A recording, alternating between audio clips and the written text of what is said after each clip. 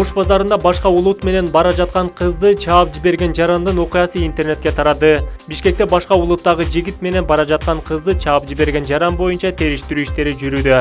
Бул тууралуу бүгүн 15-сентябрда Бишкек шаардык ички иштер башкармалыгынын басма сөз кызматы маалымат таратты. Анда жаакка шапалак жеген келин менен ага кол тийгизди деген жаранды ошол замат милициялар алып кетишти. Бирок түшүнүк кат жаздырып алышып, кайра кое беришкен. Маалыматка ылайык, окуя ушул жылдын 11-сентябрь күнү Ош базарынын ичинде болгон. Видео бүгүн 15-сентябрда интернетке тарады. Анда кызды чаап жиберген жаран менен бир канча аялдын урушуп жаткандыгын көрүүгө болот. Учурда бул видео интернеттеги социалдык түйүндөрдө кызуу талкууну жаратууда.